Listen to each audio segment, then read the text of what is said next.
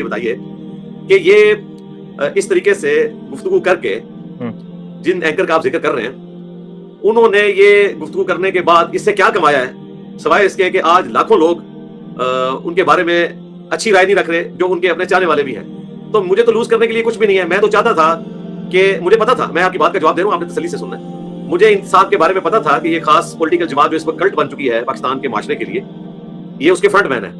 मुझे ये सारी बातें पता थी। इसके बावजूद मैंने खुले दिल के साथ उन्हें मदऊ किया बड़े अच्छे तरीके से, और उनकी तमाम शराइत मानी। इनकी शराइत के ऊपर इन्होंने शर्त रखी थी कि मैं 50 मिनट का इंटरव्यू नहीं करूंगा, मुझे कम से कम 2.5 घंटे थे। मैंने कहा नहीं, आप 1.5 घंटा ले लें। इन्होंने कहा नहीं 2.5 घंटे। मैंने इनको 3 घंटे दिए। बाकी आप देखें, इनसे पहले एक इंटरव्यू था, वो एक दूसरी जमात के फ्रंटमैन थे, वो इंटरव्यू भी अपलोड हो चुका है। उन्होंने कितने डिसेंट अंदाज में किया, और मैंने वही बात की है जो हक बात थी, चाहे उनको बुरी लगे चाहे अच्छी लगे। तो ये जो साहब थे, इनको मैंने 3 घंटे दिए ताकि कोई प्रोपेगेंडा ना कर सके इस हवाले से जो हमारा रोना इतने अरसे से है कि पाकिस्तान में एक खास सियासी जमात एक कल्ट बन गई है, और वो अपने यूट्यूबर्स के हाथों यरगमाल हुई भी है। तो अल्लाह का शुक्र है कि मैं इनको अवाम के सामने एक्सपोज करना चाहता था कि देख लें कि हमने कौन सी जनरेशन प्रोड्यूस की है, हमारे पॉलिटिकल लीडर्स किस किस्म की प्रोडक्ट तैयार कर रहे हैं। तो मैं तो उसमें कामयाब हो गया हूँ। रहा मामला उनके मिसबिहेव करने का, तो वो उन्होंने लूज किया, मैंने तो कुछ लूज नहीं किया। मैंने तो अखलाक नबूवत के साथ उनकी सारी चीजें बर्दाश्त की। उनके एक एक झूठे इल्जाम का मैंने जवाब दिया, और मेरे लिए एहतराम का रिश्ता इस एतबार से भी था कि वो सैयद थे, और इस एतबार से भी था कि वो मेरे गेस्ट थे, और इस एतबार से भी था कि मैं ये समझता था कि मैं इस एक बंदे को जब अवामी लेवल पे एक्सपोज करूंगा तो मेरा दर्द लोगों को समझ आ जाएगा कि इस पॉलिटिकल जमात ने लोगों को कितना जज्बाती बनाया है कि ना उन्हें बात करने की तमीज है, ना उन्हें गुफ्तगू करने का ढंग आता है, ना उन्हें किसी के बारे में इल्जामात लगाते हुए जरा सी भी कोई हया आती है या खौफ खुदा आता है। और वो आपने ऑब्जर्व कर लिया। और मैं आपको अगली बात बताऊं, मुझे अगर पता होता कि आपने ये सवाल करना है तो मैं शायद आपको ये सवाल भी ना करने देता, क्योंकि जब ये क्लिप लादा से बिलाल भाई चढ़ाएंगे ना, और जाहिर है इनके तो दिल में लड्डू फूट रहे हैं कि मुझे क्लिप मिल गया है, तो सबसे पहले आपके ऊपर उन्हें इतराज करना है कि आपको भी किसी ने प्लांट किया है। इसलिए मैंने आपसे पहले पूछ लिया कि आप प्लांटेड तो नहीं है। हालांकि ये सारे के सारे लोग इस एतबार से प्लांटेड हैं कि ये अपने बयानिए के गुलाम बन चुके हैं। तो मैंने इसलिए आपसे क्लैरिफाई किया, और खुसूसन जो यूरोप और अमेरिका में या हमारे ओवरसीज बैठे हैं, मैं उनसे हाथ जोड़ के रिक्वेस्ट करूंगा कि आपको पाकिस्तान की ग्राउंड रियलिटीज का नहीं पता कि यहाँ इस किस्म का कल्ट प्रोड्यूस हो चुका है एक पॉलिटिकल लीडर की मोहब्बत में।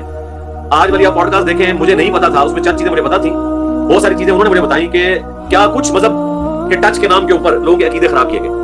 तो मेरा ख्याल अवाम में एक्सपोज हो गए हैं। आप अकेले नहीं है। मैं आज सुबह की दर्जनों ईमेल्स के जवाब दे बैठा हूँ, कट्टर पीटीआई के सपोर्टर्स की भी और अपने स्टूडेंट्स की भी, और सबने एक ही गिला किया है कि ऐसे बदतमीज आदमी को आपने सामने क्यों उठाया। ये बदतमीज वो कह रहे हैं, मैं ये लफ्ज नहीं इस्तेमाल करना चाहता, मेरी पोस्ट का तकाजा नहीं कि मैं ऐसे बोलूं। तो मैंने सबको यही कहा कि अगर मैं इनको सामने ना बिठाता, मैं इनकी गुफ्तगू का इल्मी जवाब ना देता, तो मैं किस तरह एक्सपोज करता है कि ये कौन सी ब्रीड प्रोड्यूस हो गई है यहाँ पे।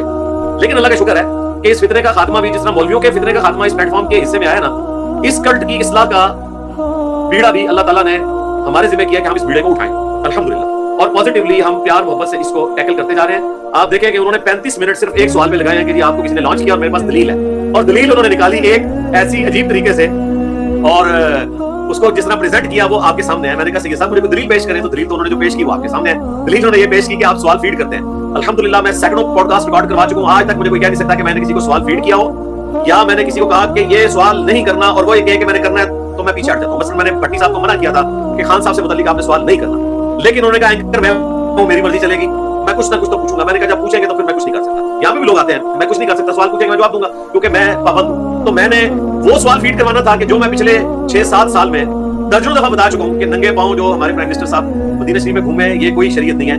या उन्होंने अपनी बीवी के साथ पाक पदम पे जाके सजदा किया, हालांकि उनके हर खुतबे का और जलसे का आगाज इय्याका नअबुदु व इय्याका नस्तईन से होता है, जो मुझे बड़ा पसंद है पर्सनली। उनको ये जेब नहीं देता था। तो मैं ऑलरेडी इतनी दफा डिस्कस कर चुका हूं, उनसे मैंने ये सवाल करवा के क्या निकालना था। मेरी वो वीडियोस लाखों लोगों ने देखी हुई है। वो तो उन्होंने हमारे जब टीम मेंबर को कहा कि मैं जेल से पुराने वाले वाकयात जो 1.5 साल की स्टेटमेंट्स हैं, अब वो मुकर गए हैं। वो कहते हैं मैंने खान साहब से मुताल्लिक स्टेटमेंट्स को जिक्र नहीं करना था, तो मैंने तो और कुछ पूछना था। अब सबको पता है कि ये भी झूठ बोल रहे थे। झूठ इतनी बुरी चीज होती है कि एक झूठ को छिपाने के लिए आपको दूसरा झूठ बोलना पड़ता है, दूसरे को छिपाने के लिए तीसरा बोलना पड़ता है।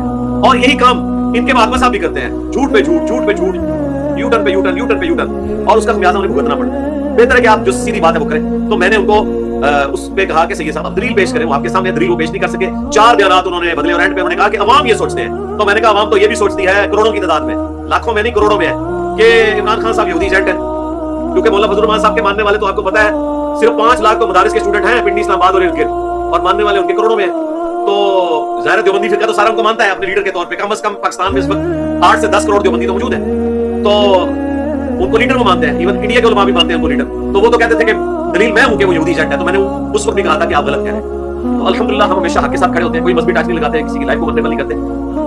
تو میں اپنے تمام اسٹوڈنٹ سے بشمول آپ کے اور بلال بھائی کے یہ ریکویسٹ کروں گا, میں نے تو اللہ کا شکر ادا کیا ہے کہ جو میرے ٹیم ممبرز ریکارڈنگ کے وقت 15-20 بیٹھے ہوئے تھے, ان میں سے کسی نے بدتمیزی کر کے پوڈ کاسٹ رکوانے کی کوشش نہیں کی. یہ بھی میری تربیت کا اثر تھا, کیونکہ میں نے ان کو بالکل سختی سے منع کیا ہوا ہے کہ جو بھی بولے گا وہ اپنی تربیت کو شو کرے گا.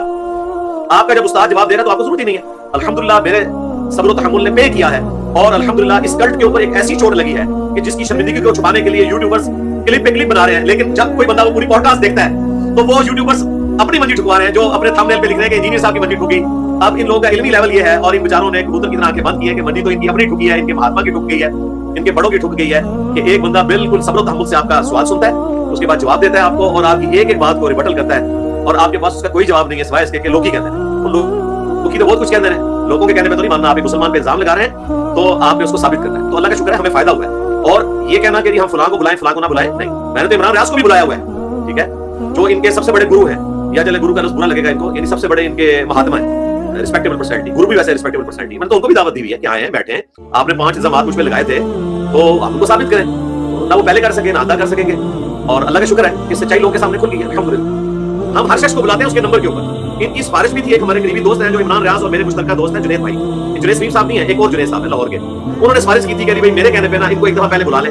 تو میں نے جب ان کا پروفائل دیکھا تو مجھے اندازہ ہوا کہ یہ زیادہ سوٹیبل پرسنالٹی ہے, کیونکہ مجھے پتا تھا کہ یہ بدتمیزی کریں گے, ان کا سٹائل بدتمیزی کا ہے, اور یہ جس طریقے سے گفتگو کریں گے یہ اپنا سارا درد سامنے رکھیں گے, اور پبلک کو پتا چل جائے گا کہ عمران خان صاحب نے تربیت کر کے یہ پروڈکٹ پاکستان میں پروڈیوس کی ہے, تو لوگوں کو پتا چل جائے گا. تو جو بات میں روتا تھا کہ خان صاحب کی پروڈکٹ اس طرح کے لوگ ہیں, وہ لوگوں کو پتا چل جائے گا. اسی لیے میں پورا روزہ رکھ کے بیٹھا ہوا تھا کہ میں نے کوئی مس بہیو نہیں کرنا, نہ میں نے آج تک کبھی کسی کے ساتھ مس بہیو کیا ہے. اور چلے آپ کی وساطت سے لوگوں کو یہ بھی پتا چل جائے گا کہ جن کو یہ خمار ہے نا کہ جتنے اوورسیز ہیں یا یو کے میں بیٹھے ہوئے لوگ ہیں وہ اندھے مقلد ہیں خان صاحب کے یا ان کے کلٹ کے, تو آپ تو آئے بھی انگلینڈ سے ہیں, تو آپ کے آنے سے ان کو پتا چل جائے گا کہ یہ لوگ اپنے مہاتما کو نقصان پہنچا رہے ہیں, اس کو یہ مزید جیل میں رکھوانا چاہتے ہیں. حالانکہ میری خواہش نہیں ہے کہ کوئی بھی ایکس پرائم منسٹر جیل میں رہے. جب مشرف نے جیل نہیں کاٹی اپنے کرتوتوں کے سبب, تو خان صاحب کو بھی اگر چھوڑ دیا جاتا مجھے کوئی اس کی وجہ سے غم نہیں ہوگا. لیکن خان صاحب نے اپنا جو ایک متبرک ہونا اتنا لانچ کیا تھا کہ وہ اپنے اس بیانیے کے ساتھ میں آ گیا ہے کہ ان سے بڑا کوئی جو ہے وہ اب رائٹ کوئی حکمران ہی نہیں گزرا, تو بس بیچارے اسی میں وہ توشہ خانہ میں اور باقی چیزوں میں پھنس گئے ہیں. حالانکہ مجھے دکھ ہے, میں نے جیل میں ان کے لیے دعائیں بھی کی ہیں, لیکن ظاہر مصیبت میں اور ان کی مصیبت میں اضافہ کیا ہوا ان یوٹیوبرز نے جو بیٹھ کے ان کو پمپ کر رہے ہیں کہ ڈٹ کے کھڑا ہے عمران. وہ ہمیں پتہ ہے کیا ڈٹ کے کھڑا ہے, اللہ نہ کرے وہ آڈیوز لیک ہو جائیں جس میں وہ ڈٹ کے کھڑا ہوا ہے.